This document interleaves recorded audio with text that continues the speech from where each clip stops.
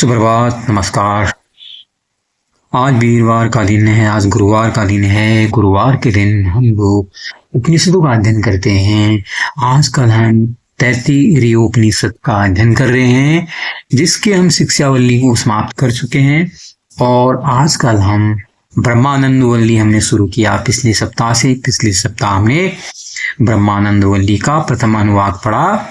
आज हम ब्रह्मानंद वल्ली का द्वितीय अनुवाद को पढ़ेंगे, समझने की कोशिश करेंगे इसमें जो ऋषि मुनि है वो क्या कहना चाह रहे हैं। अन्नाद प्रजा प्रजायन्ते याकाश पृथिवी गुंसृताः आदौ अन्नेनैव जीवन्ति अथेन दवि यन्त्यन्ततः अन्नगुं हि भूतानां ज्येष्ठम् तस्मादवौषधमुच्यते सर्ववैते अन्नमाप्नुवन्ति ये अन्न ब्रह्मोपासते अन्नगुं हि भूतानां ज्येष्ठम् तस्मात् सर्वौषधमुच्यते अन्नाद भूतानि जायन्ते जातायन्नेन वर्धन्ते अदते अत्ति च भूतानि तस्माद् अन्न तदुच्यते इति।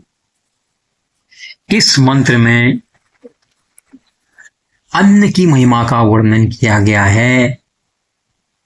कहने का मतलब यह है कि पृथ्वी में, धरती में जितने भी लोग रहते हैं, जितने जीवधारी हैं, वो सब अन्न से उद्भूत हुए, अन्न से ही उत्पन्न हुए, अन्न से पैदा हुए।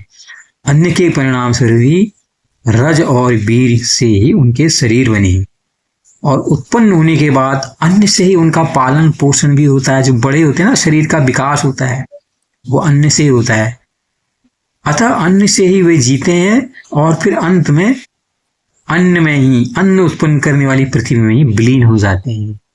आप देखते हो बरसात के समय नए नए दिखते हैं, बीज तो आपने डाले नहीं होते हैं, पृथ्वी में दिखते हैं। तो इसलिए यहाँ पर क्या गया है, अन्न, पृथ्वी को भी अन्न कहा गया। उसी अन्न फिर समाया जाए, जिंदगी भर अन्न से पैदा हुए, अन्न से पोषण हुआ और अंत में इसी पृथ्वी में, जिसको अन्न का ही स्रोत है, उसमें।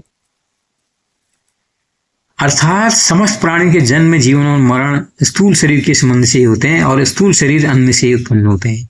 अन्न में ही जीते हैं और अन्न के उद्गम स्थान पृथ्वी में ही समायोजित हो जाते हैं। उन शरीर में रहने वाले जो जीवात्मा हैं वे अन्न में विलीन नहीं होते, वे तो मृत्यु काल में प्राणों के साथ इस शरीर से निकलकर दूसरे शरीरों में चले जाते हैं। इस प्रकार यह अन्न समस्त प्राणियों की उत्पत्ति आदि का कारण है। इसी पर सब कुछ निर्भर रहता है, क्योंकि इसलिए वही सबसे श्रेष्ठ है। इसलिए यह सर्वौषध रूप कहलाता है, क्योंकि इसी से प्राणियों का जो भूख है, जो क्षुधा है, वो उसका वाला जो संताप है वो दूर होता है। सारे संतापों का मूल क्षुधा है, इसलिए उसके शांत होने पर सारे संताप नष्ट हो जाते हैं। जो साधक इस अन्न की ब्रह्म रूप में वो वासना करते हैं, जैसे अन्नपूर्णा माता हमारे वहां कहा गया है ना, अर्थात यह अन्न ही सर्वश्रेष्ठ है, सबसे बड़ा है। यह समझकर इसकी उपासना करनी चाहिए। वे समस्त अन्न को प्राप्त कर लेते हैं, उन्हें यथेष्ट अन्न प्राप्त हो जाता है, अन्न का अभाव नहीं रहता। यह सर्वथा सत्य है कि अन्न ही सब भूतों में श्रेष्ठ है, इसलिए यह सर्वौषधमय कहलाता है। सब प्राणी अन्न से उत्पन्न होते हैं और अन्न के से उनका पोषण होता है, अन्न से उनके अंगों की पुष्टि होती है, अंग वृद्धि करते हैं। सब प्राणी इसको खाते हैं, यह भी सब प्राणियों को खा जाता है, अंत में अपने में ही विलीन कर लेता है। इसलिए अदते अति चैति अन्नम, इसी के साथ, इस व्युत्पत्ति के साथ इसका नाम अन्न है। आइए इसका एक मंत्र इसमें है, इसमें दो मंत्र हैं, दूसरा मंत्र भी पढ़ लेते हैं।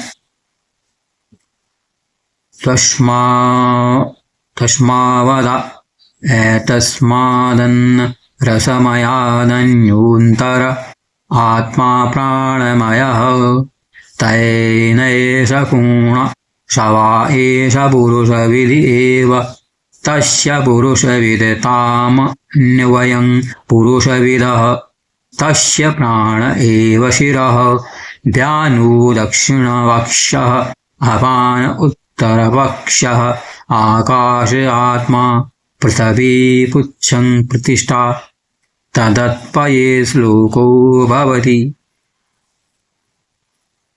इस अनुवाद के इस श्लोक में प्राणमय शरीर का वर्णन किया गया है, उस शरीर के बारे में बताया गया है जो इस अन्न से पोषित हो रहा है।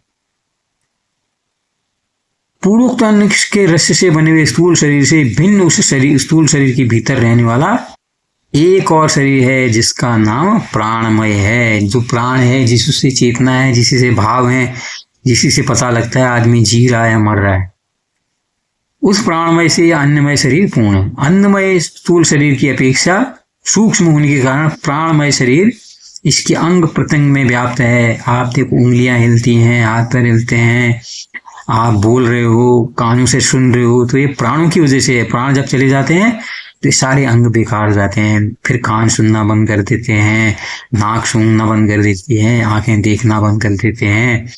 आपको फिर कोई गुजर रहा था, कोई सुंदर भी गुजरे, असुंदर गुजरे, इतना आपके अंदर कोई प्रतिक्रिया फिर नहीं होती अगर प्राण नहीं है तो।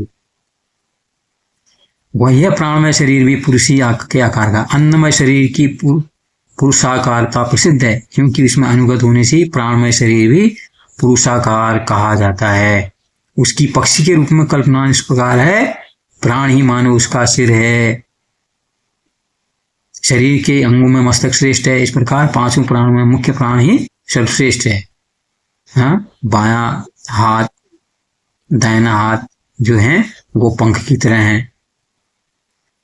व्यान दाहिना पंख है, अपान बायां पंख है। आकाश तथा आकाश में फैले वायु की भांति सर्वव्यापी समान वायु आत्मा है, क्योंकि वही समस्त शरीर में समान भाव से रस पहुंचाकर समस्त प्राणमय शरीर को पुष्ट करता है। इसका स्थान शरीर का मध्य भाग है तथा इसी का बाह्य आकाश से संबंध है। पृथ्वी पूंछ एवं आधार अर्थात अपान वायु को रोक कर रखने वाली पृथ्वी की आदिदैविक शक्ति इस प्राणमय पुरुष का आधार है।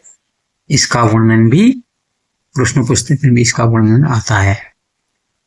तो प्राण की महिमा के बारे में और क्या कहा गया है, ये अभी हम आगे के अभ्यास में देखेंगे।